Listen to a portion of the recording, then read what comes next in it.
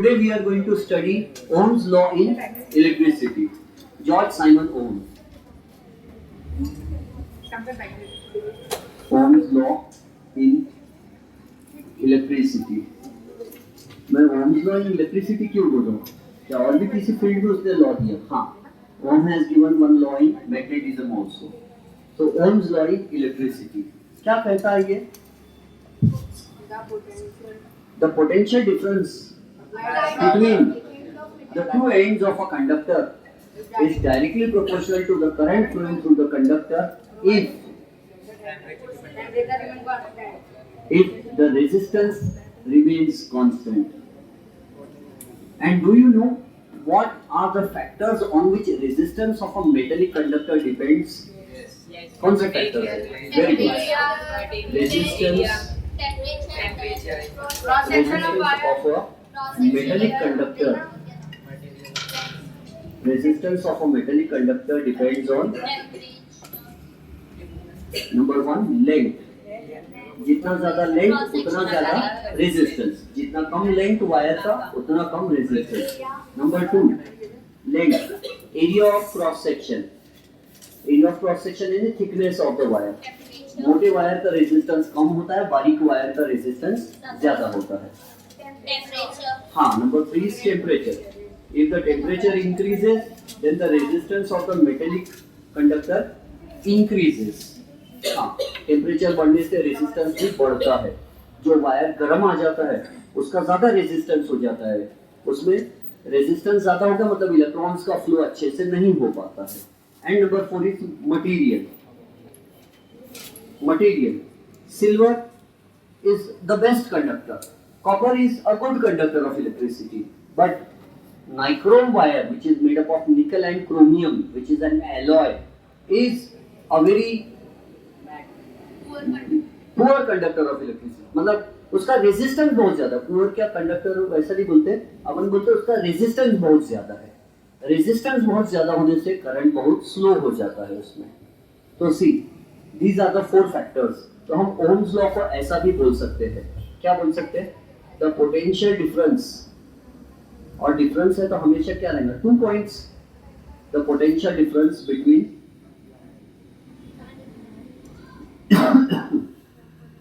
The potential difference between two terminals of a conductor.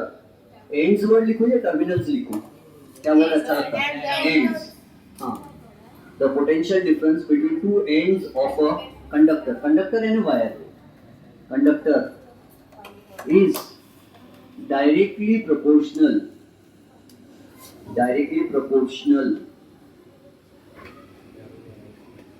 to the current flowing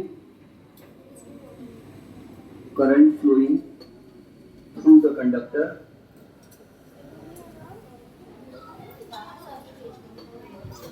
लेकिन कब? if the length, area of cross section,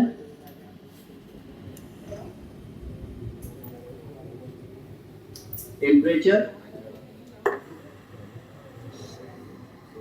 and material of the conductor remain the same. बहुत लंबा law होगा क्या? Ohm's law. इसको short कर दूं? हाँ, तो अगर हम शॉर्ट में लिखना है चाहते हैं तो हम लिखेंगे if length, area of cross section, temperature and material, इतना हटा देंगे और इसकी जगह लिखेंगे if the physical state of the conductor remains the same. हाँ, length, area of cross section, temperature and material, इतने वर्ड्स हटा के हम दो ही वर्ड्स लिखेंगे if the physical state of the conductor remains the same. The potential difference between two ends of a conductor is directly proportional to the current flowing through the conductor if the physical state of the conductor remains the same. इसका हिंदी में क्या meaning है? क्या आपको पता है potential difference यानी क्या होता है? Do you know what potential difference is? Yes. क्या होता है बोलो? The work done. So can you please repeat the question? What is potential difference? The work done to move charge particle from हाँ, Very good. The work done to move a unit charge particle from one place to another place is called potential difference. है ना? The work done to move a unit positive charge from one point to another point, one terminal to another terminal, is called potential difference. Resistance का सामना करने में charge को जो energy खर्च करना पड़ता है, उस एनर्जी को पोटेंशियल डिफरेंस बोलते हैं. कंफ्यूजन बढ़ता है कि नहीं बढ़ता है? बढ़ता है. ओके. पोटेंशियल डिफरेंस का मीनिंग समझे क्या? पोटेंशियल डिफरेंस क्या है? ये देखो, याद दिला देता हूँ. ये क्या बनाया मैंने? बैटरी. ये क्या बनाया? स्विच. ऑन है या ऑफ है? ऑफ है. ये क्या लगाया मैंने? रेजिस्टर.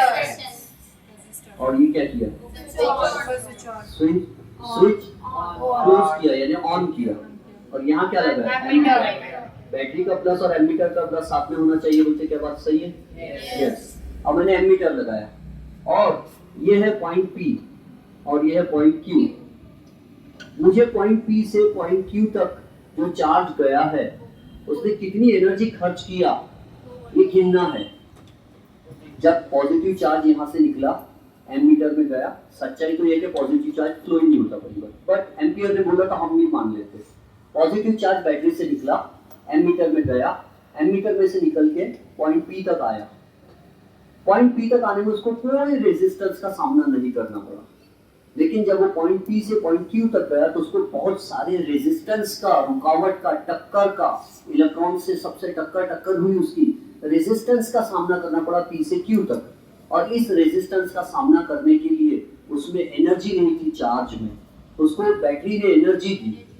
तो P से Q तक जाने में, रेजिस्टेंस का सामना करने में जो एनर्जी चार्ज ने खर्च किया, वो एनर्जी को बोलते हैं पोटेंशियल डिफरेंस. और वो कितनी एनर्जी खर्च हुई P से Q तक जाने में, वो गिनता कौन है? वोल्टमीटर गिनता है. Voltmeter measures the potential difference. Voltmeter क्या गिनता है? Potential difference. A voltmeter is always connected in parallel to the resistance. Resistance को हमेशा पैरेलल में लगाते हैं. क्यों?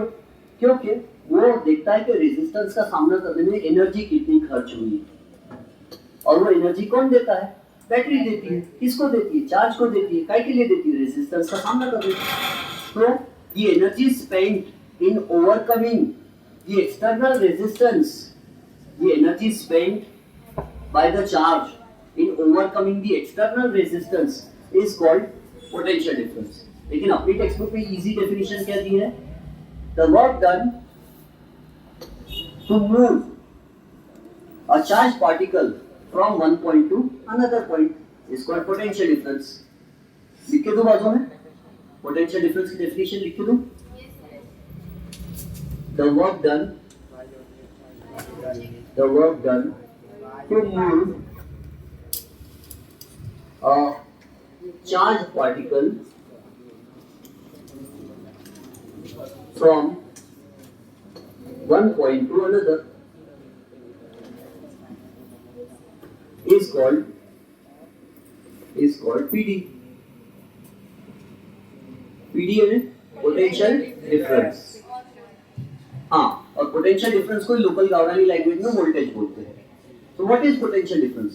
Work done to move charge particle from point P to point Q. Resistance का सामना करने में जितना वर्क होता है, जितनी एनर्जी लगती है, उसको वोल्टेज कहते हैं, पोटेंशियल डिफरेंस कहते हैं. और वोल्टेज यानी क्या होता है? एनर्जी. कौन देता है? बैटरी. अच्छा मुझे बताओ, 2 वोल्ट की बैटरी ज्यादा करंट देंगे आपको या 10 वोल्ट की बैटरी ज्यादा? 10 वोल्ट की. तो हमने यही कहा वोल्टेज बढ़ाओ तो करंट भी बढ़ता है, लेकिन रेजिस्टेंस कांस्टेंट रखना चाहिए आपने, ऐसा उसने कहा. तो इसका एक टेबल बनाएंगे हम. We will draw a table and उसी टेबल में हम लोग फिर एक ग्राफ भी बनाएंगे टेबल के बेसिस पर. सी ओम्स लॉ का टेबल.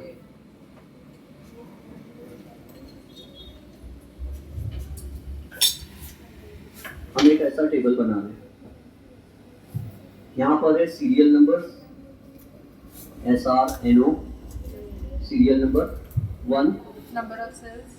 हाँ, यहाँ लिखेंगे हम नंबर ऑफ सेल्स सेल्स, और हम यहाँ लिखेंगे नहीं, potential difference, total voltage,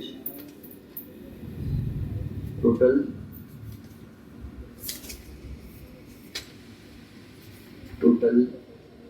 PD, potential difference, और यहां लिखेंगे टोटल करंट,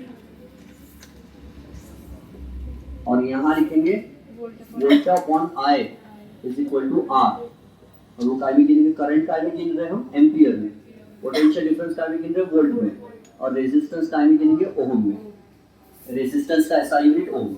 अब देखो जब हमने एक सेल लगाया तो कितने वोल्ट का लगाया था, 1.5 वोल्ट, नंबर ऑफ सेल कितना है 1, तो टोटल वोल्टेज कितना हो गया 1.5। यहाँ पर देखो हमने एक ही सेल लगाया, एक बड़ी लाइन एक छोटी लाइन, यानी एक सेल, 1 सेल 1.5 वोल्ट, कितना करंट देता है तो हम एमीटर से गिनेंगे, और सपोज हमको पता चला कि it has given energy which makes 3 ampere current, 3 ampere current मिला, तो V अपॉन I क्या हो जाएगा, V upon I, V1 upon I1, तो V कितना है 1.5 और I कितना है 3 एम्पियर, और एक वोल्टेज कितना होगा 0.5 एम्पियर ओम।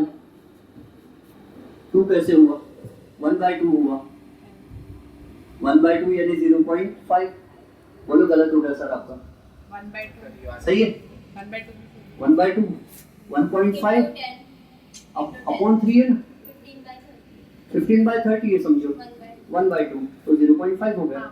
फिर हमने क्या किया, सीरियल नंबर 2 हमने यहाँ और एक सेल लगा दिया, और एक बड़ी लाइन और एक छोटी लाइन, और एमीटर से बोले आप गिनो, वोल्टेज बढ़ा दिया हमने, तो अब 2 सेल्स लगा दिए हमने सीरीज में, अब टोटल वोल्टेज कितना होगा 3 वोल्ट, 3 वोल्ट हो गया, 1.5 वोल्ट वाले 2 सेल्स लगा दिए सीरीज में, तो और करंट कितना मिल रहा 6 एम्पियर। फिर से हमने V अपॉन I करके देखा, तो 3 वोल्ट अपॉन 6 एम्पियर, फिर हमें वही मिला, वही रीडिंग हमको मिली। तीसरी बार हमने सोचा अब तो देखते हैं, अब तो ना हम 3 सेल लगाएंगे, 3 सेल्स लगा दिए सीरीज में, कैसे, ये ऐसे, बड़ी लाइन छोटी लाइन, बड़ी लाइन छोटी लाइन, बड़ी लाइन छोटी लाइन, 1.5 वोल्ट वाले 3 सेल सीरीज में लगा दिए लाइन से, कितना हो गया 4.5 वोल्ट, वोल्टेज बढ़ा दिए, बैटरी का वोल्टेज बढ़ रहा है, वोल्टेज बढ़ रहा है तो करंट कैसा देगी, वो ज्यादा देगी, तो हमने देखा 4.5 वोल्ट है तो हमको 9 एम्पियर करंट मिला, तो हमने V अपॉन I करके देखा, तो 4.5 वोल्ट अपॉन 9 एम्पियर, फिर से वही वैल्यू 0.5 ओम रेजिस्टेंस की। फिर अगली बार हमने 4 सेल्स लगा दिए सीरीज में, ये और चौथा सेल लगा दिया, बड़ी लाइन छोटी लाइन, तो 6 वोल्ट हो गया, 1.5 वोल्ट वाले 4 सेल म्हणजे काय 6 वोल्ट, और करंट देखे हमने तो 12 एम्पियर मिला, किसने बताया करंट, एमीटर ने बताया, तो हमने फिर से V अपॉन I करके देखा, तो फिर से 6 वोल्ट अपॉन 12 एम्पियर, फिर से वही कहानी 0.5, और हर बार वही आ रहा, हर बार वही आ रहा। अब अगली बार हमने क्या किया, बोले हम ओम को गलत साबित करके दिखा देंगे, हमने मन में निश्चय कर लिया, हम ओम की गलती निकाल के बताएंगे, हम स्कूल में फेमस हो जाएंगे। तो हमने क्या किया, 5वीं बार 4 सेल लगाए सीरीज में, तो कितना हुआ 6 वोल्ट हो गया, 6 वोल्ट। फिर हमने क्या किया मालूम है, हमने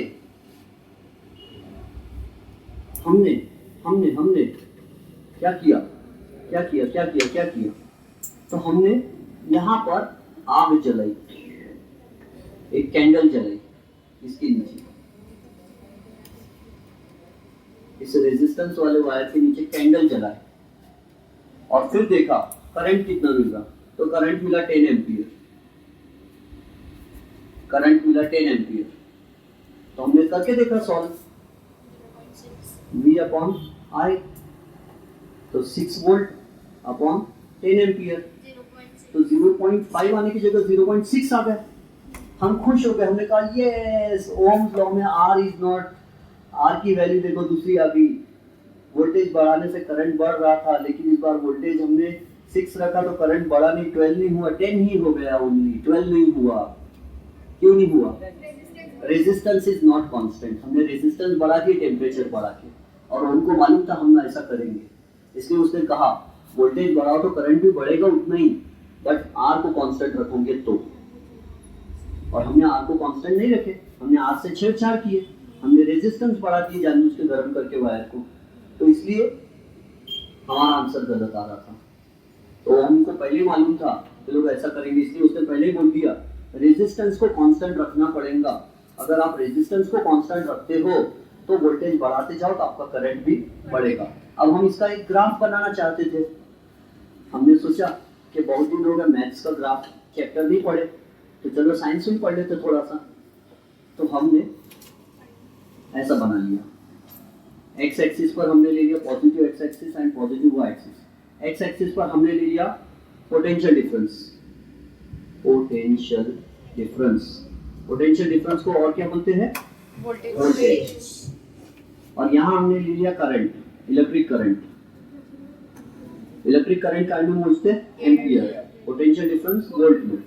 हमने जब देखा वोल्टेज का बनाया हमने 1.5, 3, 4.5, 6, 1.5 वोल्ट, 3 वोल्ट, 4.5 वोल्ट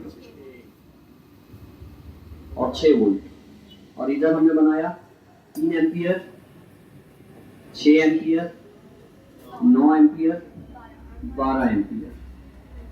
और जब हमने देखा जब 1.5 वोल्ट था तो 3 एम्पियर, ये पॉइंट मिला हमको, कोऑर्डिनेट उससे लिख सकते हैं हम चाहे तो 3 एंड 1.5। जब हमने देखा ये 3 वोल्ट किए थे तो उस समय 6 एम्पियर होगा था, तो ये मिला पॉइंट। आपको आता है ग्राफ बनाना, आप तो पढ़े लिखे लोग हो। Then when we made the voltage to be 4.5, the current was found to be 9 amperes. And when the potential difference was increased, the current also increased and the current became 12 amperes. And here is what we got.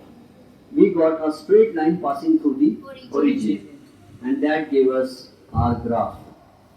So this straight line graph passing through the origin shows that potential difference is directly proportional to current if resistance is constant.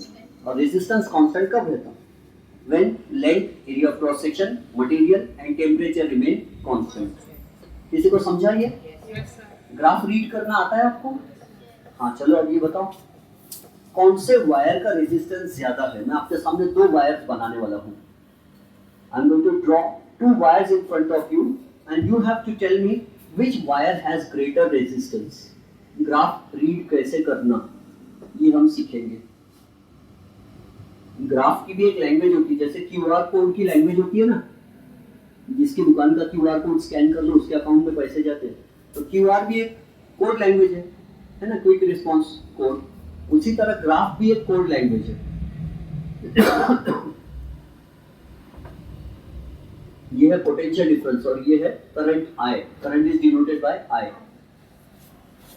एक ये वाला है और एक ये वाला है। मुझे बताओ कि फर्स्ट वायर का रेजिस्टेंस ज्यादा है या सेकंड वायर का रेजिस्टेंस? कौन से वायर का रेजिस्टेंस ज्यादा है? फर्स्ट का। क्यों? ऊपर जा रहा है, इसका मतलब रेजिस्टेंस ज्यादा है, करंट ज्यादा है, करंट ज्यादा है। कम वोल्टेज में वो ज्यादा करंट दे रहा है, तो उसका रेजिस्टेंस कैसा होगा? कम होगा, है ना? Very good. फर्स्ट वाला वायर देखो, उसका ये वाला पॉइंट कहाँ आ रहा? कम वोल्टेज पर, और करंट कहाँ आ रहा? ज्यादा वैल्यू पर। तो कम वोल्टेज पे ज्यादा करंट दे रहा है, मतलब उसका रेजिस्टेंस कम है, इसीलिए तो ज्यादा करंट दे रहा है वो।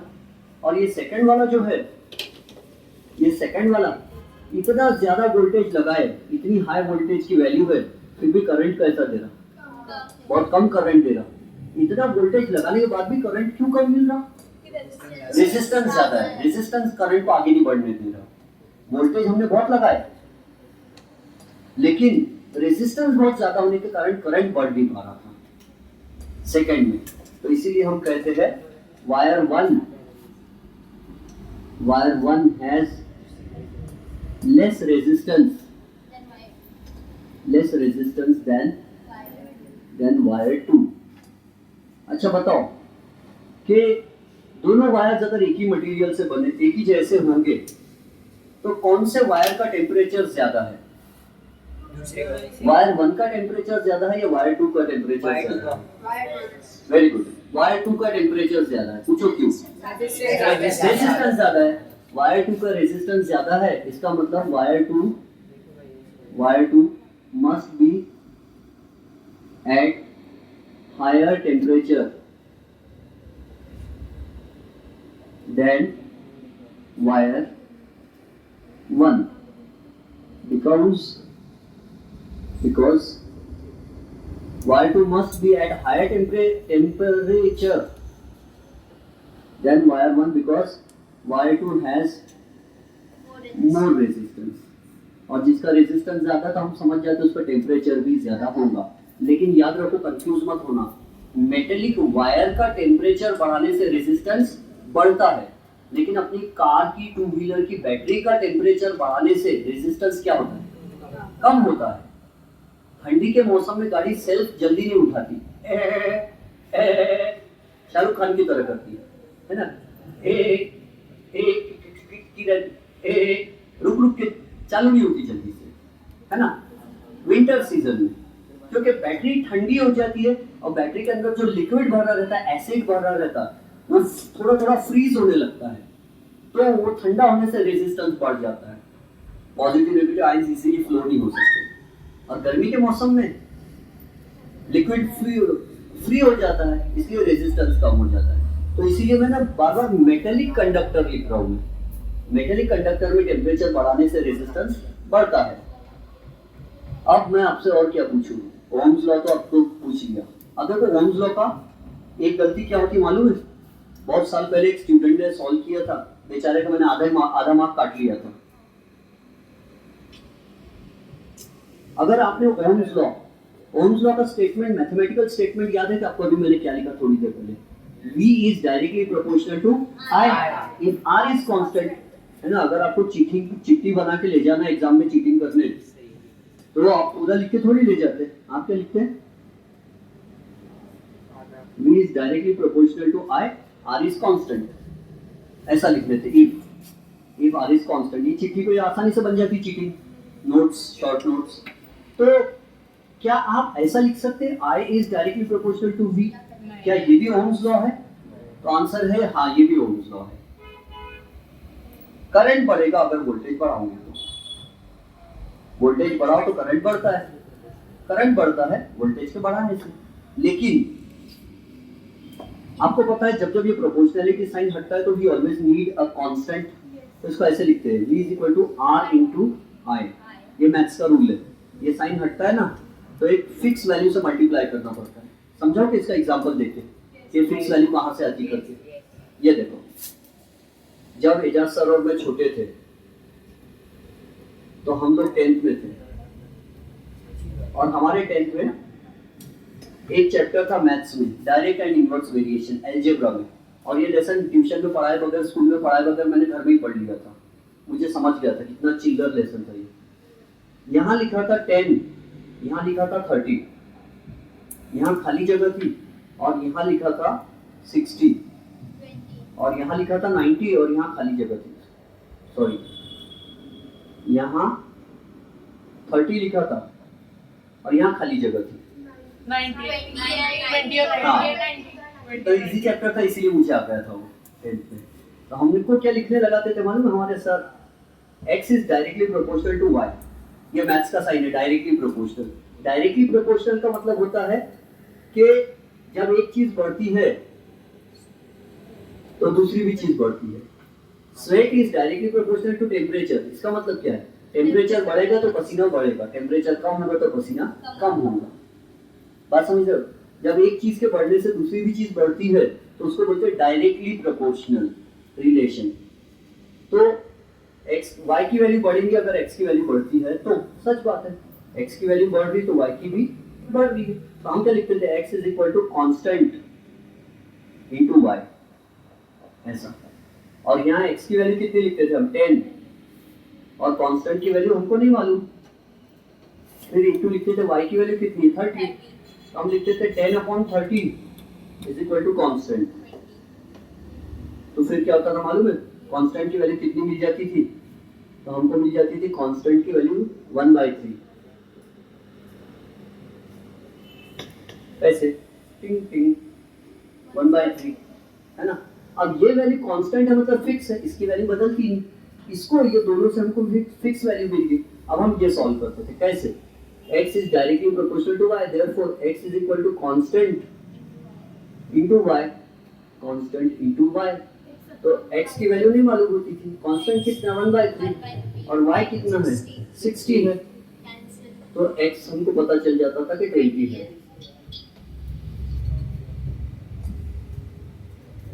1 मार्क मिलता था हमको फिर इसको, समझ गए।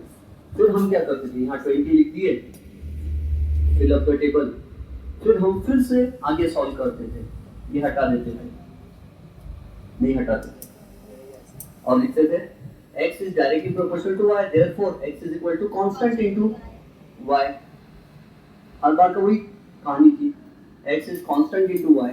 तो इस बार x की वैल्यू कितनी थी 30, कांस्टेंट कितना था 1/3 और y की वैल्यू नहीं मालूम थी, तो ये 3 इधर आ गया, तो 30 into 3 हो गया 90 इक्वल टू y, तो y की वैल्यू 90 हो गई थी और फिर 90 हो गई थी, हमने लिखे थे तो 1 मार्क मिल गया था, समझ गए। तो इससे क्या हुआ, x की वैल्यू 10 थी तो y 30, x की वैल्यू बढ़ा है तो y की भी बढ़ी, x की 30 करे तो y की और बढ़ गई, तो जब x की वैल्यू बढ़ा रहे तो y की भी बढ़ गई। इसी को बोलते हैं x is directly proportional to y। तो v is directly proportional to I का मतलब है अगर आप वोल्टेज की वैल्यू बढ़ाते जाओगे तो करंट की वैल्यू भी बढ़ती रहेगी, समझ गए। और उसमें एक चीज रहेगी जो फिक्स रहना चाहिए, जिसकी वैल्यू बदलती है, उसको बोलते हैं कांस्टेंट। तो अब ध्यान से समझो, हम इसको क्या लिखेंगे, v is equal to r into I। what is r? Constant, constant चाहिए ना, r is कांस्टेंट और उस कांस्टेंट का नाम क्या है, रेजिस्टेंस। अब मैं लिख रहा हूं v upon I is equal to r, लिख सकते हैं क्या? यस। और कोई तो स्टूडेंट्स क्या लिखते हैं, I is directly proportional to v, ये भी सही है, करंट बढ़ रहा है मतलब वोल्टेज भी बढ़ रहा होगा, लेकिन आप ऐसा नहीं लिख सकते I is equal to r into v, I upon v is equal to r, ये गलत हो गया, v upon I r होता है। तो आपको परेशान नहीं करूंगा, ये समझा किसी को? अब वो पोटेंशियल डिफरेंस का ऐसा यूनिट क्या है, वोल्ट, करंट का ऐसा यूनिट क्या है एम्पियर, और रेजिस्टेंस का ऐसा यूनिट क्या है ohm, in the honour of George Simon Ohm. और एग्जाम में कभी कभी पूछते हैं डिफाइन 1 ओम, क्या बोलेंगे, one foolish person who has created difficulties for us, who was from Germany, who has given wrong statement. curse be on him, that person is called 1 ohm। नहीं, if a potential difference of 1 volt, if a potential difference of 1 volt, लिख देता हूँ, if a potential difference of 1 volt, volt potential difference है ना voltage, अगर 1 volt का लगा voltage लगाने से 1 एम्पीयर करंट बनता है, तो if a potential difference of 1 volt causes a current of 1 ampere, then the resistance will be 1 ohm in the honor of George Simon Ohm। Resistance का ऐसा यूनिट ओम है, यानी अगर आपने 1 वोल्ट का सेल लगाए, आपने 1 वोल्ट का सेल लगाए, 1 वोल्ट का, और 1 एम्पियर का करंट मिल रहा है आपको, ध्यान से, अगर आपने 1 वोल्ट का सेल लगाए या बैटरी लगाए और 1 एम्पियर का करंट मिल रहा है, इसका मतलब ये रेजिस्टेंस कितनी वैल्यू का होगा, 1 ओम होगा। अगर 1 वोल्ट का सेल लगाए और 1 एम्पियर का करंट मिल रहा है आपको, तो समझ जाओ कि रेजिस्टेंस 1 ओम का है, अभी तो 1 एम्पियर करंट दे पा रहे हो। अगर रेजिस्टेंस ज्यादा रहता तो 1 एम्पियर करंट देता था क्यों? नहीं, आधा एम्पियर करंट देता था, पाव एम्पियर करंट देता था। रेजिस्टेंस में और करंट में क्या रिलेशन है? इनवर्स, उल्टा। जिस वायर का रेजिस्टेंस ज्यादा होता है उसमें करंट कम हो जाता है, और जिस वायर का रेजिस्टेंस कम रहता है उसमें करंट ज्यादा। तो नाइक्रोम वायर का रेजिस्टेंस ज्यादा रहता तो उसमें करंट कैसा फ्लो होगा? कम, है ना। और सिल्वर वायर, कॉपर वायर का रेजिस्टेंस क्या रहता? कम, तो उसमें करंट ज्यादा फ्लो होता। तो जिसका रेजिस्टेंस ज्यादा उसमें करंट कम फ्लो होता है, और जिसका रेजिस्टेंस कम होता है उसका करंट उसमें ज्यादा फ्लो होता है। तो कौन सा वायर हमने अपने घर में यूज करना चाहिए? हाई रेजिस्टेंस वाला या लो? तो जरूरत के मुताबिक हमने यूज करना चाहिए। कहीं कहीं हमको जानबूझ के हाई रेजिस्टेंस वायर यूज करना पड़ता है। क्यों, कहाँ यूज करना पड़ता है high resistance wire? Very good, जहां हमको हीट की जरूरत पड़ती है। अगर आप आपके घर की इलेक्ट्रिक आयन इस्त्री, अगली क्लास में हम joules law of heating effect of electric current पढ़ेंगे। अगर आप अपने घर की इस्त्री खोल के देखते हैं तो उसमें कॉपर वायर आता है, जाड़ा वायर आता है, और वो जाड़ा वायर बारीक वायर में डिवाइड होकर कॉइल हो जाता है, बहुत ज्यादा कॉइल होता है, और फिर जाते समय फिर से मोटा वायर बन के चला जाता है।